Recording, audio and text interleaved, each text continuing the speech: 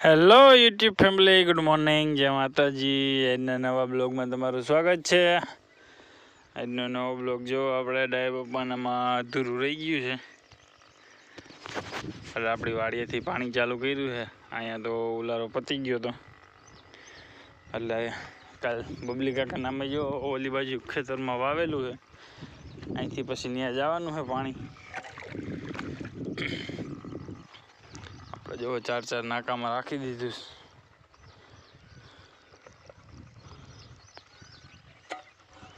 પાણી આવ્યું જ છે જ, વાડીએથી પાણી આવે એટલે વાર લાગે થોડીક. 0.50 ની છેલ્લી આવી છે.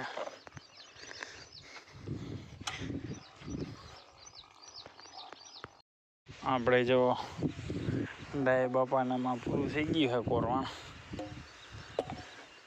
જો છેલ્લો થોડોક આ છે. જો આ દિલીપ નાખું પાડે, બાકી જો બધું પૂગી ગયા. ક્યારે શા હવે ટ્રેક્ટર આંકવા જવાનું છે. રોટાવેટર હાલો 3-4 દિવસે રોટાવેટર નહોતું આવ્યું.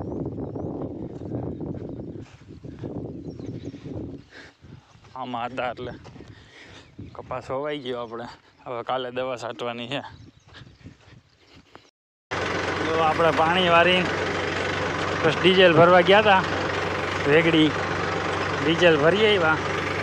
ડીઝલ નાખી દીધું ટ્રેક્ટરમાં. જો દાંતી અને રાપ આપણે લઈ આવ્યા હતા ભાઈબંધનું. દાંતી ગડીની છે, રાપ લાલાભાઈની છે.